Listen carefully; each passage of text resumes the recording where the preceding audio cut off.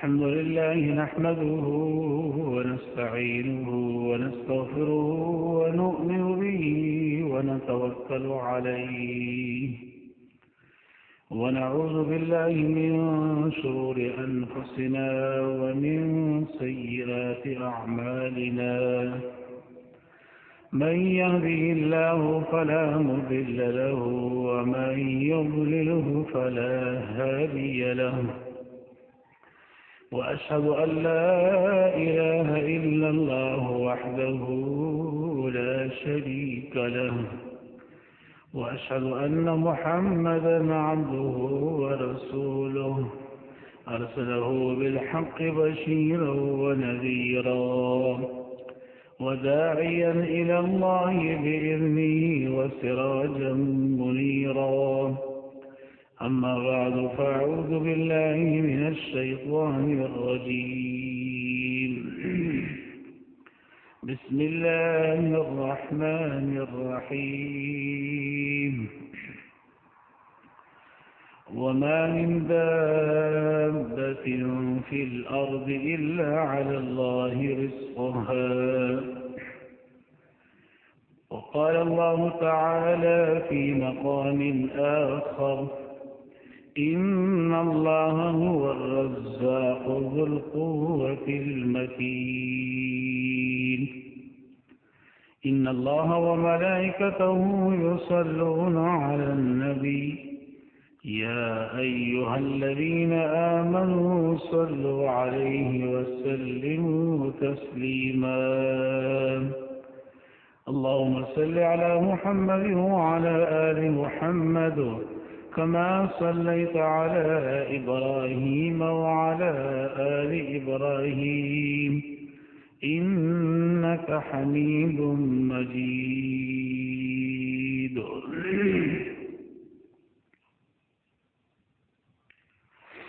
محترم مسلمان الله رب ذو الجلال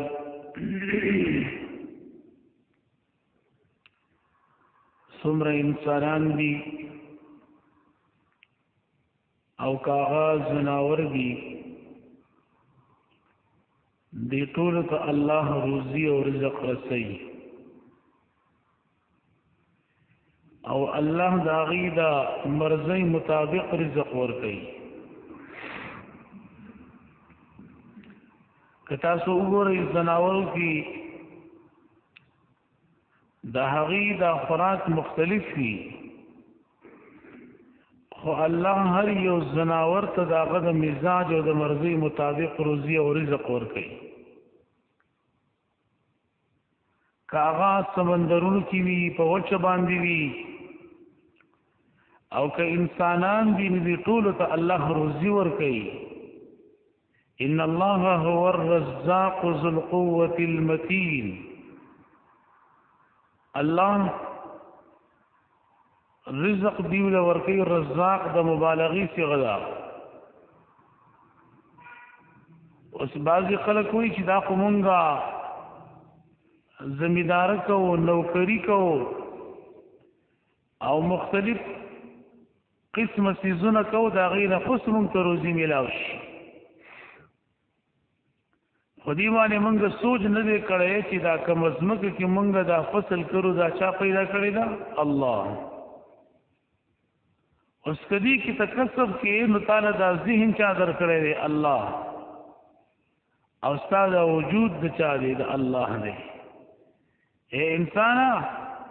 ما تا په دې خپل وجود کې هم الله ته محتاج یو زما استاد جسم دا وجود هم خپل نه دی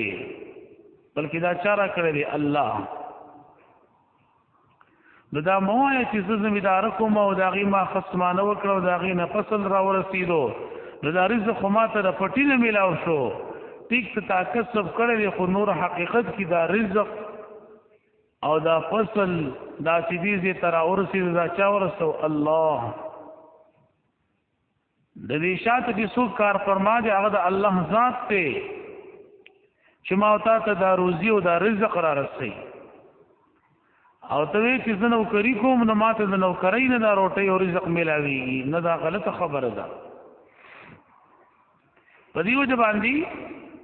دا څومره چې مونږ دا کار کسب کوو دا صرف اسباب دي دا بخامخه اختیاري دا کسب بکې لیکن روزي ورکول دا د الله فلاس کې دی رزق الله ورکوي کینه دا سی او ځکه چې اغاز مکه کې د فصل کری اغا نظر غونی دام سو کې دا خو الله کوي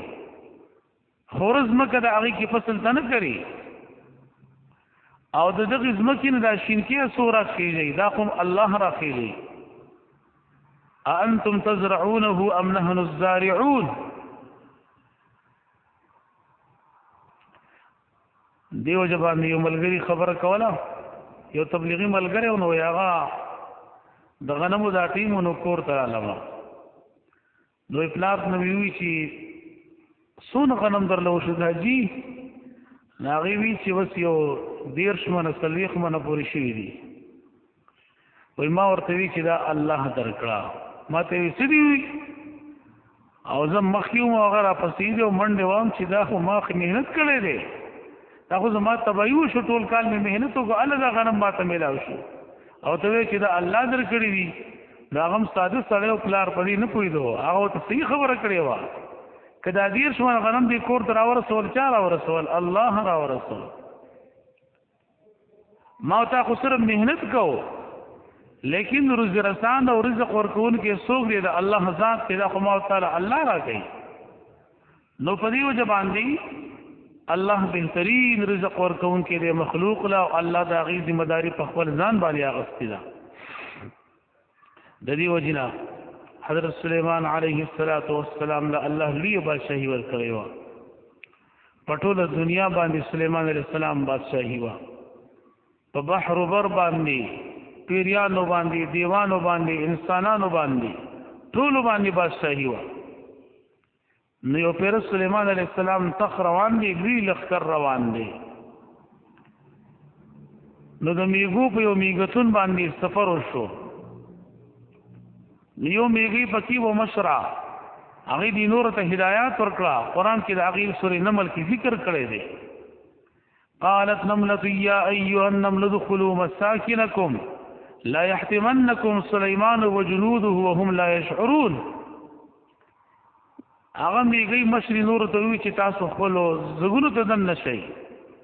اسیر سليمان عليه السلام را روان دی او خیل باندې تاسو په چقنی کې دی د خر دی نو سليمان عليه السلام د هغه میږي نه تفوسو کو دومره قرآن ذکر کړی دی روایتو کې راځي سليمان عليه السلام تفوسو کو چې تا ته څومره رزق ملاوي هغه ورته وی چې ما ته په کال کې یو څو دانی او خو دې چې دارته ملاوي نو سليمان عليه السلام اغیلا د کال هغه خوراک په یو ځای باندې ورکو یو څو دانی وای بیا بزا نو کال پس سليمان عليه السلام او قتل نو هغه کې لاله خوراک پاتې وو نو سليمان عليه السلام ورته وی چې تا خو رښتا ویلو خدا راته وایا چې وستا سره زسته مدد وکړې شم میګي ورته ما سره ته مدد نشي کولای وینه خیر ما ته الله بشیر کړی د څه واړی مکان واړی رزق واړی څه مسله دی هغه ما ته وایا چې بادشاہ چاته و چې تاسو په کار یې ته مال یو لس رنگلی سازي کنو او یو څو گاډي راواله دا چلو کا میګي ورته وای ته زما سره مدد نشي کولای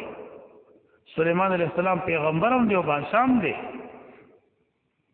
وای خیر وای زیو دو خبرې دي دار الله حل کا وای څه خبرې دي وای یو دا دی چې زما د عمر زیات کا او دیم دا چې زما رزق زیات کا سمانا د عمر لږ سیوا کې د خپل عمر نه او دیم چې زکم په کال کې رزق خورم خوراک دا غینه زیات کو مدار له سیوا کا سليمان عليه السلام حیران شو چې میږي خو عجیب خبره وکړه سليمان عليه السلام متوي چې دا دوه کار زنه شم کوله عمر خو زیاتې الله زیاتې چاته کوم عمر لیکل دی اقا عمر بداغوی دا غینه سیوا کیږي نه او رزق چې الله څومره لیکل ستا د پاره ستا قسمت کې الله لیکل دی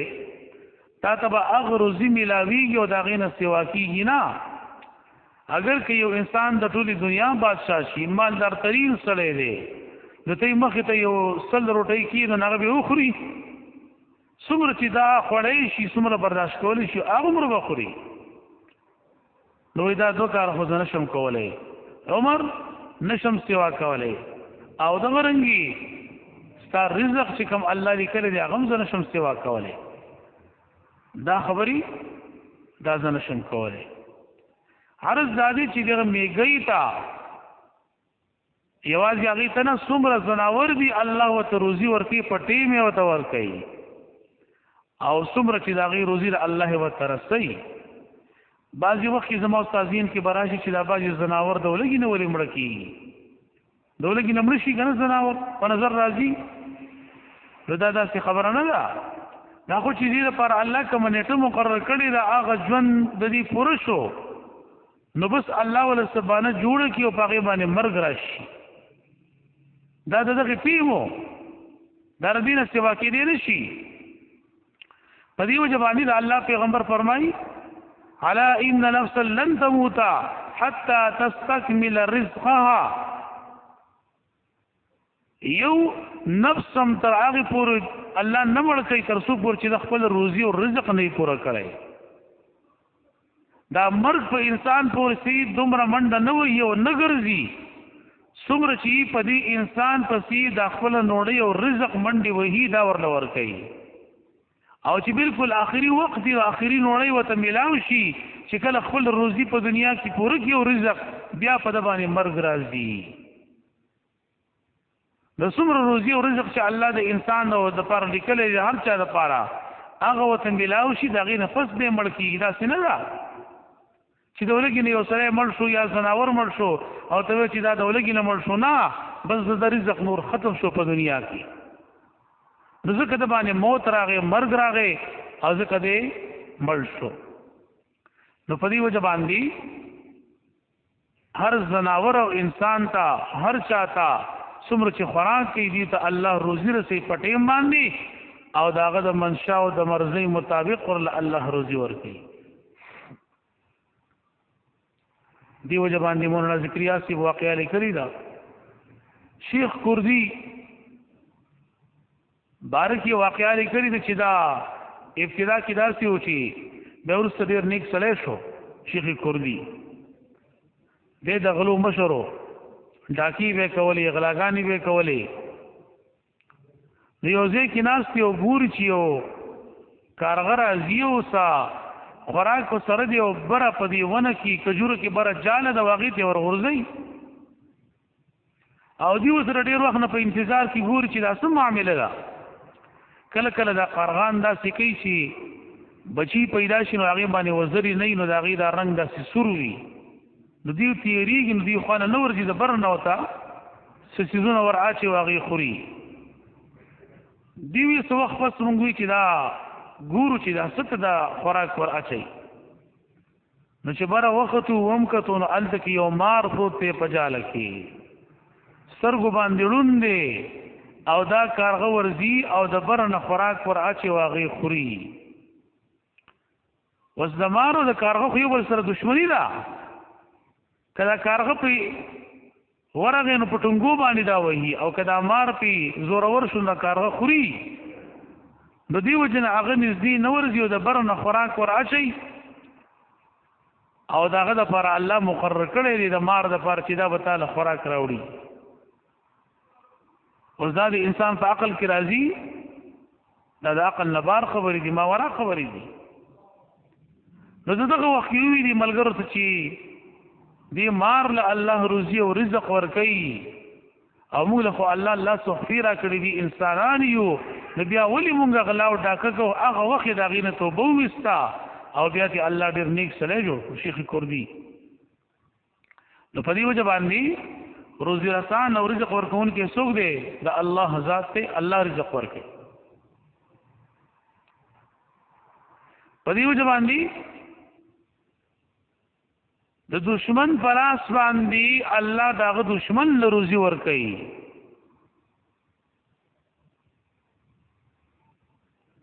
جناب موسی علیه السلام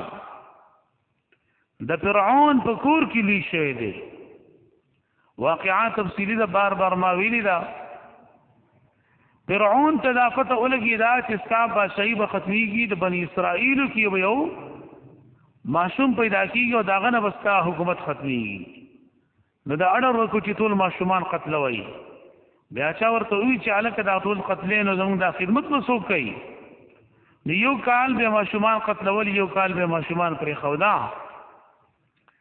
په کوم کال باندې چې ماشومان نه قتلول، هارون علیه السلام دغه کال باندې الله پیدا کو.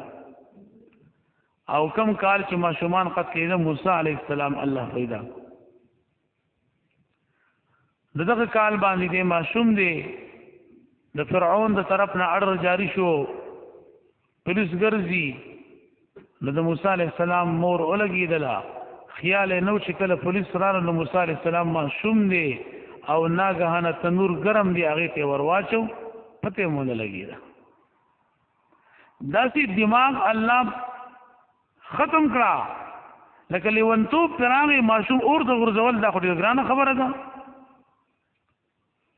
موسی علیه السلام یې اور ته وغورځو، کله چې پولیس وګرځېدل هېڅوک نشته، واپس لاړه. او د موسی علیه السلام مور ورله او موسی علیه السلام یې راوچت کو، بالکل روغ رمټ دی. لکه څنګه چې ابراهیم علیه السلام ته الله اور ګلي گلزار کو، موسی علیه السلام ته الله دغه رنګي کار وکړو. قلنا یا نار کونی بردا وسلاما علی ابراهیم. الله یې مونږ حکم وکړو ویلا قلنا یا نار کونی بردا وسلاما علی ابراهیم. په جناب ابراهیم علیه السلام باندې یخشا معتدل، داسې یخم نه چې دغه بدن ته تکلیف ورسی. معتدل یخشا د ابراهیم علیه السلام په اور کې ګلي گلزار پروتو. موسی علیه السلام چې راوستو، بیا چې اطلاع ورکړه چې ماشوم پاتې دی، بیا رااله الله وی موږ حکم وکړو د موسی علیه السلام ورته صندوق ساز او دا په صندوق کې ورواچوه. او الله وسره وعده کړی و چې ان رادوه الیک وجاعلوه من المرسلین، دا به موږ تا ته واپس کوو. دنه خو الله پیغمبر جوړی. نو موسی علیه السلام مور په صندوق کې ورواچو او د موسی علیه السلام خورې ورپسې کړه چې تا خیال کوو چې کم طرف ته ځي. د هغې دریاب نه یو ولوتې و د فرعون په کور ورغلې وه او د فرعون په کور کې موسی علیه السلام هلته کې ونیولی شو چې راویستو. کله د فرعون ښځې وکتو، اسیا رضی الله عنها مسلمانه وه، محبت یې ورسره پیدا شو. کله چې فرعون راغی وایي دا ماشوم دی او ډېر، وایي نه دا خو د بني اسرائیلو ماشوم دی، ما خو د قتلولو حکم کړی دی. وایي نه دا به الله زموږ د سترګو یخوالی وګرځوي. دغه وخت فرعون رزیل وي چې ستا دپاره به وي خو زما دپاره نه دی. ماشوم سره محبت پیدا شو. چې کله لږ لوی شو د یو پیره فرعون ناست دی، نو فرعون یې د ګیرې نه ونیو، داسې ځمکې ته یې راښکته کړو. نو بیبي ته یې وویل چې ما نه وویلې چې داسې دی. وایي نه دا خو ماشوم دی، نه پوهېږي، ماشومان خو دا اصل کوي. او بعضې فرمایي مفسرین یو سپېړی ورکړه، ورته سپېړه دا مخې ورسې ګرم وکړو. بهرحال وایي د باندې امتحان وکړه. بیبي ورته وایي یو طرف ته سکروټې کېده او بل طرف ته ګلونه کېده، پته به یې ولګي ماشوم دی. نو موسی علیه السلام ته خو الله داسې ماشوم خو هم نو د عام ماشومانو په شان دی. موسی علیه السلام لاس کول ګلونه یې راغسته. جبريل علیه السلام راغی، لاس یې ورلاخوږه، سکروټې راواله، اوس په دې قتل کي. هغه سکروټې ژبې ته ورواچولې، دې وجې نه په هغه ژبه کې د موسی علیه السلام لکنت و. عرض دا دی دغه ماشوم پین اغستا، خور یې ورته ولاړه ده. ډېرې بیبیانې زنانې راویستې رچا یو تین اغستو. وایي زه به دله یو زنانه راولم د هغې تی به وایي هغه ډېره. وایي شا به راوله، حقه مور یې وله راویسته. الله ورسره واده کړې وه او خپلې مور یې پرورش کړی دی. خو د فرعون په کور کې یو تنخوا یې ورکوله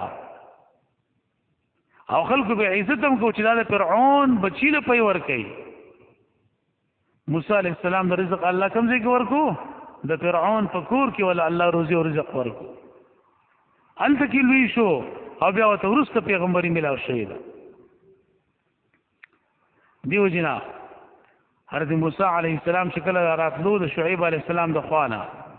نو کوهی تور ته چې راورسېدو نو بیبي پرېښوده، بیمار هم ده، یخنیم ده، یو ځنګل کې پرېښوده، د الله تجلیات یې ولیدل، هغې له ور روان دی. دا وایي چې ما خو دا بیبي پرېښوده او د خوراک او د رزق به څه انتظام کېږي. نو الله د هغه د اصلاح دپاره داسې کار وکړو. الله ورته وایي دا همسا د سره ده، په دې باندې دا ګټه ووهه. کله چې موسی علیه السلام هغه ګټه وواله وایي دا بله ګټه ووهه، بلې هم وواله، وایي دا بله ګټه هم ووهه په دې همسا باندې چې بلې وواله د هغې لاندې چینجی دی او د هغې په خوله کې شنه پاڼه ده. او څه کوي؟ دغه ګټې لاندې دا چینجی لګیا دی او د الله ذکر کوي. سبحان من یرانی لا یضل ولا ینسانی، پاکی د هغه ذات لره چې ما ویني زه ته هیر نه یم. چینجی لګیا دی او د درې ګټو لاندې ولا الله روزي او رزق ورکوي، خوله کې شنه پاڼه نیولې ده او د الله ذکر کوي. په ایمان یې ووایه ما تعالی الله روزي راکړي، چرته هم کې د الله شکریا ادا کړه. مونږ ډېر ناشکره بندګان یو د الله. مونږ چرته هم د الله په رزق باندې په روزۍ باندې شکریا ادا نه کړی شوه. او کله چې بنده شکر ادا کړي الله ول دا رزق او دا روزي نور زیاتوي. لئن شکرتم لازیدنکم ولئن کفرتم ان عذابی لشدید. کله بنده د الله شکریا ادا کړي الله په دا نعمتونو نورم سیوا کوي. خو که چېرته کې د الله د نعمتونو ناشکري وکړي نو الله وایي زما عذاب ګورې بیا ډېر سخت دی، عذاب مې ډېر سخت دی. بیا نو د رزق وعده چا کړې ده؟ الله. وما من دابة في الأرض إلا على الله رزقها ويعلم مستقرها ومستودعها. الله هغه ذات ته وما من دابة في الأرض، نشته یو ګرځېدونکې او دابه په مخ د ځمکه باندې الا على الله رزقها، مگر د هغې رزق او روزي په چا باندې ده؟ الله ذمه داري د هغې اخیستې ده. هغې له به روزي او رزق څوک ورکوي؟ الله به ورکوي. لیکن زمونږ یقین کې دا خبره راشي چې د رزق وعده الله کړې ده، ما تا به کسب کوو، کار به کوو، اسباب به اختیارو، لیکن رزق ورکوونکی د الله ذات دی. ګورئ رزق څوک ورکوي؟ الله. د دې وجې نه یو ساده سړی و نو هغه د عالم دا خبره واورېده چې رزق الله ورکوي، نو قسم یې وخوړو چې در څو پورې دی خولې ته الله رزق نه را رسولی تر هغې پورې نه خورم. نو دا یقین هم وړي. ګورئ هسې نه چې داسې کار وکړي، دې خولې ته الله روزي او رزق نه را رسولی زه نه خورم. نو بس امتحان هم غواړي. کور کې ناست دی، څو ورځې وشوي او لږه پرې زیاتېده هسې نه چې وږی شم دا بچي راله په زوره باندې خوراک رانه کړي. لاړو بار ووتو، یو ځنګل ته لاړو، یو چوپړی کې پرېوتو، باران دی، یخني ده او سیلۍ ده، څه کسان نور راله او ډاکوان دي او چې ورله چوپړی کې سړی پروت دی. نو چې سړی وکتو بلکل لقیږي نه، پرې معلومیږي نه چې دا سړی یخني شوی ده، خوراک ورته ضرورت دی. نو خوراک یې ورله برابر کو، خوراک ورکوي، سړی راپاڅوي، بلکل خبره نه کوي، خوراک نه خوري. وایي ورېږه دا جامې نښتې دي، یخني شوې ده، دا جامې ورلږې کولا وهونو، دا خوراک به ورله ورکو. نو چې کله یې ورله دا خوله دا جامې کولا وهلې نو دله خندا ورله. نو د غلو هغه مشر وایي چې ښه ته مونږ پورې خنداګانې کې مونږ خو وایي چې تا یخني شوې ده ورته داسې وایي نه زما خبره واورئ، د هغې نه مخکې کار مه کوئ، کار وایي بس پرې وروسته به وکړئ. وایي څه مسله ده؟ وایي مسله دا و چې ما وایي چې الله به د خولې له رزق را رسوي. نو دا بس مې ویلي چې د هغې پورې نه خورم یا الله څو پورې چې د خولې نه دی را رسولی. نو تاسو خو دا خوراک زما د خولې ته نږدې خو که ما خاندلې نه وې نو تاسو خو بلکل کار کړی و. هغه غلو هغې هم دا سوچ وکړو چې روزي رزق الله ورکوي او د دومره په الله باندې اعتماد دی، نو مونږ دا غلاګانې بیا د څه لپاره کوو؟ هغې هم توبه وویسته او الله صحیح مسلمانان کړه. نو رزق او روزي دا د الله فرض کی دا او څوک ورکي الله ورکي په دې وجه باندې امام قرطبي رحمه الله د دې آیات مبارک لاندې لیکلي دي وما من دابة في الارض الا على الله رزقها وایسه کسان دي دا اشعار قبيلي مدینی منوری تراله نو چې کله دی را ورسېدل لدی سره چې کوم خوراک انتظام هغه ختم شو نو دی یو دو کسان خپل دای پیغمبر علی السلام له اولېګل چې سا د خوراک انتظام ورته وکي نو کله چې دا دو کسان لاړو د پیغمبر علی السلام کور ته ورسېدل پیغمبر علی السلام کور کی تلاوت کی او د آیات مبارکه تلاوت کو وما من دابة في الارض الا على الله رزقها دی خو په معنا باندې پوه شو چې د رزق ذمہ داری خو الله غسلا دا هغه زین واپس شو واپس رااله خلک انتظار کوي چې خوراک انتظام دیو ته وی خوراک را روان دی بس انتظار کوي دی خو پیغمبر علیه السلام ته نو ویلي لږ وخت پس یو لی تال راغی د خوراک کو دی ته کې خو دې شو او دیو دا غینه خوراک وکړو او ماړه شو څه خوراک دی پاتې شو نو دا به پیغمبر علیه السلام لویسو نو پیغمبر علیه السلام دې تم خوراک وړی دی چې کله خوراک پیوړو نو بیا دی لاړو د پیغمبر علیه السلام خدمت کې حاضر شو عرض یې وکړ چې یا رسول الله تاسو چې کوم خوراک را لګلو ډېر بهترین خوراک و پیغمبر علیه السلام چې ما خو خوراک نه در لګلې وای نه مونږ خو خوراک دوه کسان را لګلی و هغه واقعي او ته بیان کړه د پیغمبر علیه السلام وی دا خوراک هغه ذات را لګلې دی چا چې د رزق ذمہ داری اغستې ده دا خوراک چا را لګلې دی الله رب العالمین را لګلې دی هغه ذات را لګلې دا خوراک په دې وجه باندې یو لوی بزرگ تیر شوی دی بختیار کاکی رحمت الله علیه نو د دې مور و چې د دې بچی تربیت وکاو او دې د پاره چې د بچی اعتماد په الله باندې پیدا کی لکه نن موږ ماشومان ته ساق کو بک کو سر سندک کو او تخایو کنه خایو دا انګاو د بنګا قصي ورته خایو دا څنګه کو چې دې ماشوم تربیت کو په الله باندې اعتماد پیدا کو چې عقیده د ماشومان نه برابر شي په خوا به زنانو د ماشوم چې زنګو ته واچو نو څه وته وي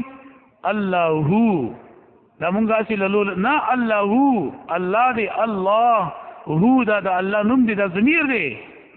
هو الله الله هو دا الله نوم به ورته وي او نن وته مونږه ډرامو کې سي دا وته خای اسو ته یو ټاټا کوا کنه دا کې سي ورته خای دا د مسلمان زبان نه ټاټا دا کې سي ورته خای د بچی تربیت یې کو څنګه کو نو کله بچی راغی دا مدرسې نه د تعلیم د حاصلولو نه نو ورته وی چې روټۍ وای د الله نه وغواړي چې الله روټۍ درکې کنه نو چرته بسترو کې به روټۍ پټه کړې و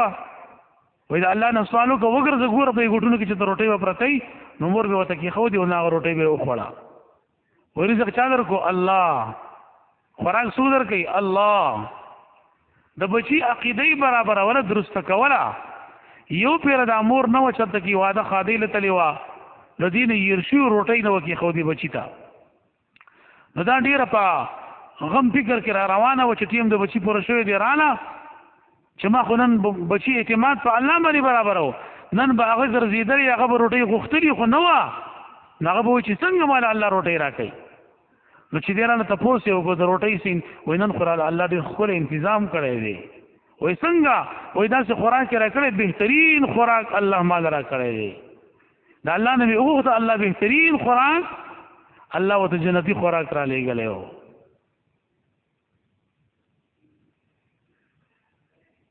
دیو جنا کوم مور چې د ماشوم تربیت کوي داغه عقیده برابرۍ درست کوي بیا بول الله د جنت نه خوراک را لېږي نن موږ د ماشومان تربیت هغه اندازې سره نه کوو او د هغه سرینه الله څوک جوړ کو بختیار کاکی رحمت الله علیه لوی ولید زمانی دې کې د مور کردار دی چې مور د بچی صحیح تربیت کو چې رزق او روزي څوک ورکوي الله نو رزق او روزي خو الله را کوي خدا وګوره بیا په اندازې سره خوري ډېر زیات نه د دې وجنه هارون رشید بادشاہ زمانہ کې یو عیسائی طبيب راغی او تاسو د قرآن کې د طب په باره کې څه اصول ذکر شوي دي هارون رشید بادشاہ یو عالم راغوښتو دته څه اصول د طب په باره کې قرآن کې ذکر دي کنه هغه او الله خودلې دی آیات کلوا واشربوا ولا تسرفوا الله وی چې خوري او سکي خو اسراف بنه کوي زیاتې بنه کوي دا د اصول طب د پاره په دې وجه باندې مدینه منورې ته یو حکیم راغی څورځي دکان کې ناسو څوک د علاج لپاره ناراضي چا ورته ویلي وای تاسو څه علاج یې څه خوراک کوئ وای موږ د قرآن باندې عمل کړی وای څه عمل لې چې الله یقولوا واشربوا ولا تسرفوا خوري او سکي خو اسراف زیاتې باندې کوي وای تاسو بچرین بیمار نشئ چې تاسو قرآن باندې عمل کوئ وای د پیغمبر اسلام تعلیماتو کې رتیب د پاره سدي هغه علم ورته وای زموږ پیغمبر ویلي دي المعده حوض البدن چې معده د بدن حوض دی ټینګی دا دې کې به ګوره سخاوالي موالي نه چې دې ته په اندازه باندې خوراک ور اچي ا دغه نه بیا پیپونه تلی په بدن کې خارج شوي دي دویم زموږ پیغمبر دا ویلي دي چې پریز د علاج نه بهتر دی پریز کوا کې علاج خیر دی کنه کې دا اصول زموږ پیغمبر خود دي نو په دې وجه باندې د رزق وعده الله کړی دا تمام څومره چې خوراک کوونکی جاندار چیزونه دي الله هغې له خوراک ورکوي او د هغې ذمہداري الله غوښتې ده چې زمونږ دا یقین پیدا شي په الله باندې لیکن اسباب به اختیارې دکانداری به کې زمینداره به کې لیکن دا به نه چې دا دکان مال روزي او رزق را کوي دا زمینداره را کوي بلکې رزق څوک ورکوي الله او د دې پیدا بدایي چې کله جمعات کې اذان وشي دکان بیا بندوا دا مو چې رزق په دکان کې دی ځکه ستا یقین په الله باندې رښتره بیا بروسو توکل په الله باندې وي زمیندار کې اذان وشو جماعت ته راځه دکانداری کې تجارت کې نور کاروبار کې چې اذان وشو جماعت ته برازي اذان دی واوري د مول برازي بروسو توکل په الله باندې چې روزي او رزق څوک ورکوي الله ورکوي دغه عقیده مسلمان برابر شي الله تبارک وتعالى دې موږ تاسو ته د عمل کولو توفیق نصیب او فرمایي واخر دعوانا الحمدلله رب العالمین یا الله زم تمام گناہوں معاف کی یا اللہ پر گناہوں باندې عفو قلم راکږي یا الله خیر خاتمه ټول په ایمان کی یا الله موږ ټول ته حلال رزق نصیب کی یا الله موږ ټول حرام نه اوساتي تمام مسلمانانو اتفاق او اتحاد نصیب کی یا الله دې ملک د قرآن نظام راولي د اسلام جنې شرق او غرب ته ورسه د علماء طلبه حفاظت او فرمای د فتنې دور دی الله د مدارس او مساجد او مراکز او خانقاهانو حفاظت او فرمای اخر وخت دا کلمه نصیب کی لا اله الا الله محمد رسول الله صلی الله علیه وسلم